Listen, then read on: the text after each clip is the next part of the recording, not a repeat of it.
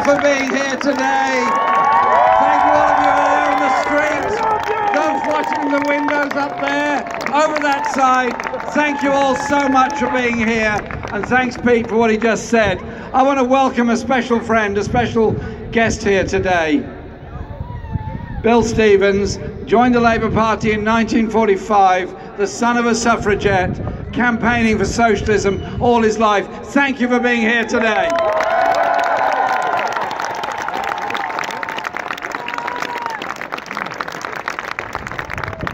Campaigned all his life for justice for all of us. And that's what the election campaign was about. And that's what the history of this town and this region is about.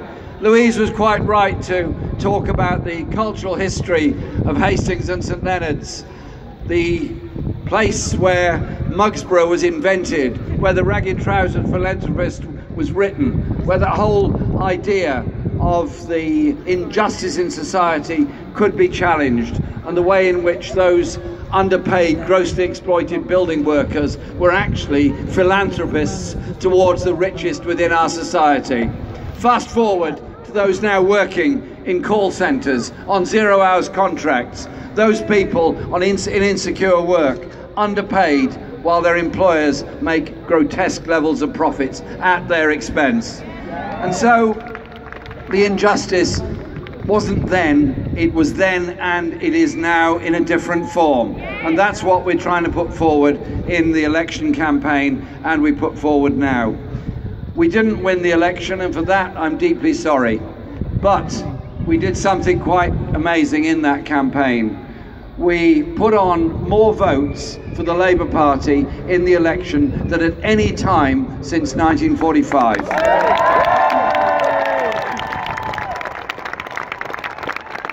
Gained a higher proportion of the vote in England than at any time, including 1997, for a very long time in our history. And we gained a large number of constituencies.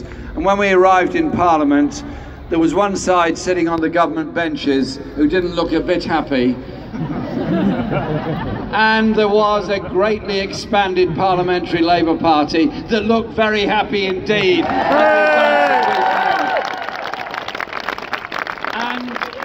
I am deeply sad we didn't quite take Hastings and Rye. But I want to say thank you to all of you for all the work you did in the campaign. Thank you for Pete for the way he led the campaign, the enthusiasm he put into it, and the inspiration of his leadership locally. And you know what? We might have to do it all again in the very near future. Are you up for that? So we've identified 73 constituencies in England, Wales and Scotland that we can win. And you know what? I'm going to go to every single one of them. We're going to take the campaign to the Tories because we are utterly determined that the message will get out there, the message of hope, the message that things can and will and must be done differently in this country. And so when the Tories called this election, they thought it was going to be a walk in the park. The commentariat thought it was going to be a walk in the park. Almost every one of our daily newspapers wrote us off. And what happened? What happened? People joined in. People came together. People of all walks of life, of all ethnic backgrounds, of a very wide range of political views, who were looking for decency, justice and unity within our society. And you know what? We do not indulge in personal abuse or personal attacks, because I haven't got the time or the patience to get involved in that kind of gutter politics. So far as I'm concerned, what I'll condemn this Tory government for and condemn their DUP allies for is what they've already done this week. We gave Parliament the opportunity in the first vote of this Parliament, the first vote after the government's programme had been published in the Queen's speech, of a vote to end the public sector pay cap. Since 2010, there's been a freeze on public sector wages. In reality, NHS workers have had a 14% pay cut during that period. And local government has been grotesquely cut, as has been explained in the case of Hastings. In general, it's 40% of most local authorities have had their income cut from central government. And you could draw a map of England and Wales and Scotland. You could mark out the poorest areas, and you could overlay it with a map of those that have had the biggest cuts. Do you know what? The biggest cuts would obliterate the vision of the poorest areas in this country. It's been selective, brutal, nasty and vile towards the poorest and most vulnerable people within our society. And so our offer to Parliament was quite simply to vote to end the public sector pay cap. Not complicated at all, would you think?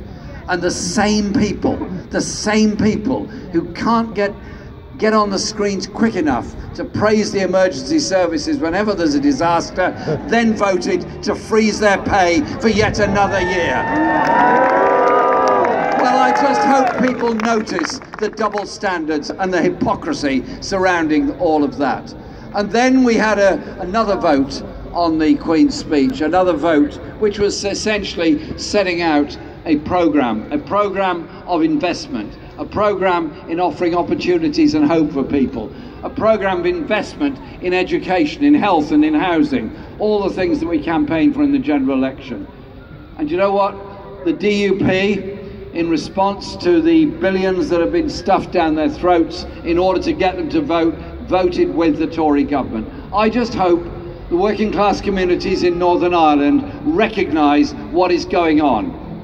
Their deal with the Tory government has meant more of the pay cap.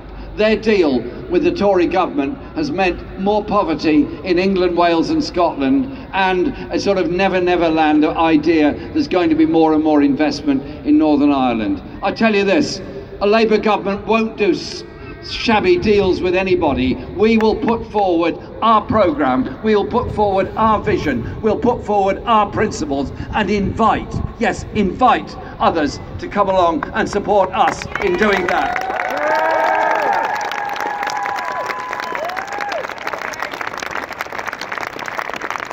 And so the election campaign put forward the case for ending austerity, put forward the case of why we should end austerity. I just ask you to think about it. Is it right that in Britain, the fifth richest country in the world, 4 million children are living in poverty? No! Is it right that 4 million people, not necessarily the same people, are also living in fuel poverty? Is it right that 1 million people every year, or 1 million uses take place of food banks around this country, including many people in work in the public sector? Even NHS nurses are accessing food banks in order to survive. What kind of moral principles are behind that you allow this degree of poverty to go on in one of the world's richest countries? And then we had the disaster, and it was a disaster, of Grenfell Tower. And I went to Grenfell Tower the day afterwards to talk to the emergency workers and the work they'd done.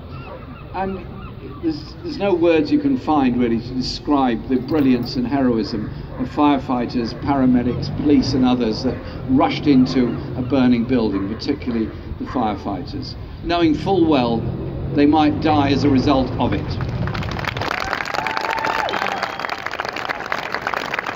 Many were advised not to go in because it was too dangerous. And I said, well, why do you do it? They said, because we're firefighters, because that's what we do, because that's what we signed up to do. Real heroes within our society. And then talking to the paramedics who were going in to identify charred bodies and try and bring them out, and the death toll rises and rises and rises. And what makes me so angry about Grenfell Tower is not one of those people need to or should have died. A wholly preventable accident, wholly preventable disaster that took place there. And surely that has got to be a wake-up call to the whole country, a wake-up call about the conditions in which people live, the danger in which those people were left to live, and the need to fund local authorities properly, because there's a price to be paid. When you cut local authority income, you end up with fewer planning inspectors, you end up with fewer people as building inspectors, you end up with fewer people working in the fire service, fewer paramedics, you end up with stretching and straining our public services to the umpteenth degree. So police, firefighters and paramedics that have been there at London Bridge dealing with that terrorist attack and that disaster at London Bridge were there again at Grenfell Tower. Who was missing was, of course, the Royal Borough of Kensington and Chelsea, who didn't seem capable of doing very much at all. And so, in the public inquiry that's now going to be called, I've written to the Prime Minister yesterday saying we want it quick and urgent on the case of Grenfell Tower, and we want a longer, much longer, more detailed inquiry into housing conditions and stock all over the country. Because it isn't just Grenfell Tower, there are issues over the whole of the country that have to be addressed, and we will make sure those issues are addressed. So surely, if ever there was a wake-up call for what happens in modern Britain, it's got to be that disaster of Grenfell Tower and the loss of life that went with it. But you know what? In response to that, people come out, communities come out and support each other. And so those that would seek to divide us, as they did in Manchester with that dreadful bomb that went off and killed so many, mainly young women, just exercising their right to go and enjoy themselves, or the terror attack that took place on London Bridge, or indeed the terror attack that took place in my own constituency in Finsbury Park less than 2 weeks ago. The response could be that you divide communities, could be you start a campaign of hate against people, or the much more powerful response is to come together in unity as communities. Because communities respecting each other, communities recognising that diversity is a strength, not a weakness, communities coming together achieve far more than those that would seek to divide us and bring about hate within our society. And so our function, our role as an opposition in Parliament, hopefully a very short-lived opposition in Parliament, is going to be to challenge this government on its economic strategy, challenge this government on its inadequate response to all the crises that people are facing all over this country. And just quite bluntly say, we cannot tolerate this level of inequality within our society. It can't be right that there are homeless people sleeping rough increasingly on the streets of this country. It can't be right that so many children living in poverty. It can't be right that so many children go to school where there's a supersized or oversized class. It can't be right that so many children go to school hungry and don't get enough to eat during the day because they can't afford it. So our manifesto did put forward something very different. It was about the transformation of society. And it wasn't just a shopping list of ideas, because we need a bit more than that. We have to recognise that the economic thinking that's dominated so much of Western economic thought for the past 20 or 30 years, that somehow or other you deregulate, increase the ideas of the power of the free market, and somehow or other there's either a trickle-down effect that helps the poorest in our society, or the growth of individualism means you buy your own education, buy your own healthcare, buy your own pension, sort out your own housing, and the rest of the people doesn't matter. No, instead we put forward something very different. At one level, it was a repeat of the old and very strong Labour traditions of the community coming together and the community providing. But it's also saying we've got to challenge the growing inequality in this country and across the world with the economic strategy that's being followed. And so we were saying, very modestly, 95% of the population would pay no more in tax, 5% would pay more in tax, corporations would pay more in tax, we would deal with the scandal of the tax havens around the world and the way profits made here are salted away in those tax havens. And in return, we would put forward a national investment bank that would invest in all parts of the country equally and fairly, that would put forward an investment idea which would promote high-tech industries and good quality skilled jobs for every young person, particularly, who are so often so exploited on zero-hours contracts and insecure work, and that we would deal with the infrastructure deficit that exists in so many parts of the country, including this very region itself. And that we would negotiate a Brexit with the European Union that would really protect the rights of all EU nationals to remain here and have full rights, and that there would be a tariff-free agreement with the European community, and there would be agreements on environmental protection, agreements on fish protection, and a partnership with Europe in the future. We recognise the results of the referendum, but I'm determined we have an intelligent partnership relationship with Europe in the future. That was what we put forward in the manifesto, and that is what we'll be doing in the future. But there are also the issues of the role of young people within our society and the security of older people in our society. Too many young people want to achieve in life. There's never too many who want to achieve, a lot want to achieve. They want good apprenticeships, they want good universities, they want good jobs, they want to be able to develop themselves, and they want to be able to contribute to the rest of our society. But you know what? If you're growing up in poverty, if you're not well fed, if you're in an oversized classroom in a primary school, if you didn't get a place in nursery, then as the years go on, your life chances get sliced away. Not when you're 16, 17, 18. They get sliced away from the 2-year-old, the 3-year-old, the 4-year-old, the 5-year-old. And so I am utterly determined that we would invest in preschool and grant every child at least 30 hours a week free childcare for all children, and it would be not just childcare, it's play, it's coming together, it's social interaction, it's art, it's music, it's joy, it's children growing up in a collective community that is so important. And in primary school, every child getting a free school meal, and every child getting to learn a musical instrument through our pupil arts program. And so that gives children that sense of community and start in life. And we would properly fund both primary and secondary schools so head teachers wouldn't go through the indignity, it is an indignity, of being told to raise some money from wherever you can get it to pay the staff you've got and to maintain the courses you've got.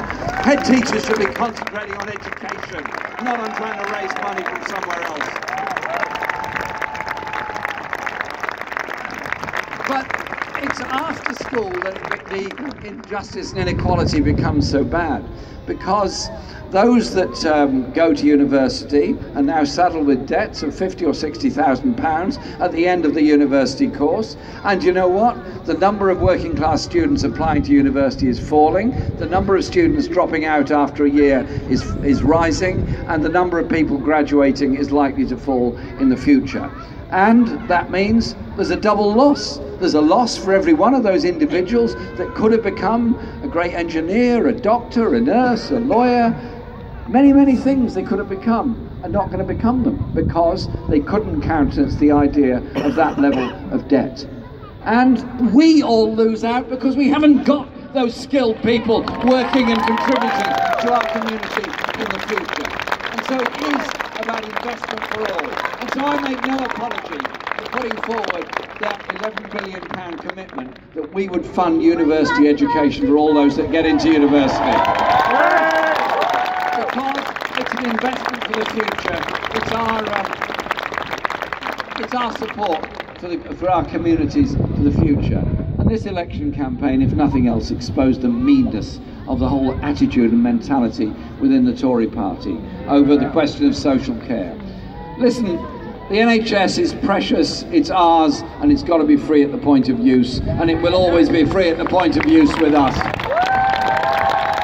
And we will also end the slicing up and privatisation of our National Health Service. The issues of underfunded mental health services, of insufficiency of social care have got to be addressed. There's more than 1 million waiting for social care. The Tory party's answer is to take away the homes of those that have got one in order to fund social care. Our view is we would immediately put money in to deal with the emergency in social care, but make it a responsibility through a national care service. Because it cannot be right as a lottery. If you have cancer, you get treated by the NHS. If you have dementia, you are expected to sell your house in order to be cared for. Well, dementia is a condition that can happen to anybody. People that have got it need support. We need, as a community, to support them. And those are the views that we're putting forward in our future. But what the future now holds is an opportunity for all, because what has been achieved by the way in which the Labour Party and our supporters have campaigned so hard and so well over the past 2 years is this. We've turned our backs on the idea that it's solely about economic management of the financial disaster of 2008-9. We've turned our backs on the idea that it's all just about management. What we've done is put forward the ideas that communities together, with that creative imagination they have together, can achieve great things. Our manifesto, for the many, not the few, opened the eyes of a lot of people of how this country could be run, how different it could be, how much more equal it could be, and how much less waste of talent and opportunity and resources there would be if we gave people the chances and the opportunities. So be it on education, on health, on housing, or industrial investment, our manifesto put forward decent ideas for the future.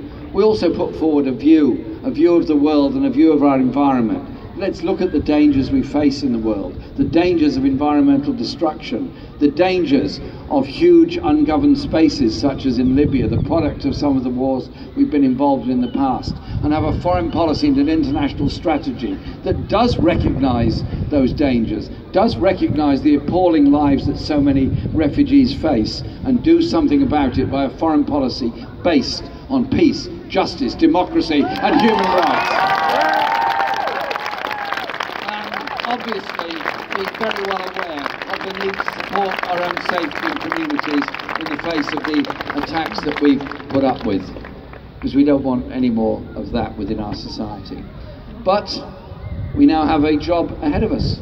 We don't know when the general election is going to come. We will put everything we can into campaigning for that general election. And we do it because of our past, because of our history. I was talking earlier about the son of a suffragette, those women who laid down their lives that women could get the vote in the First World War. Those people who suffered in the 19th century that there could be any extension of democracy within our society. Those who went through the horrors and indignities of the Great Depression of the 1930s and emerged at the end of the brutality of the Second World War to build a national health service, to build council housing, to build public ownership of industries and security that went with it. And so, in a different century, in a different time, we learn from those that went before. We have the campaigning methods of before, such as this wonderful rally we've got here today in Warrior Square. But we also are able to bypass those media commentators who would never give us a hearing by the use of social media. Social media to get our message out. To get our message out of the kind of society and kind of country we could be. Where workers do get rights from day one in work. Where they're not charged when they want to go to an employment tribunal, but instead go there getting justice. Where people get legal aid when they go to court on the basis of need, not on the basis of their ability to fund themselves or not, as the case may be. There's so much in our manifesto that gives such hope and such opportunity to people. So I ask all of you here today in this wonderful rally, stay together, to work together, to campaign together. Stay together to win Hastings and Rye. Stay together to win a general election. Stay together to transform our society. Stay together to achieve what is possible in this world, and that is a sharing and protecting of the world's riches and resources, not the everlasting trip down the road to misery, which is the great gap between the richest and the poorest. It's wrong, it's immoral, it's unnecessary. Do you know what? We're changing things already. We've changed the nature of public debate. We've changed the nature of the value of debate within our society. Now on to the next leg of winning that election, the next leg in order to bring about that transformation. Can I say thank you all very much for coming here today. Thank you for your support, and thank you for all you're doing for Hastings and Ryde.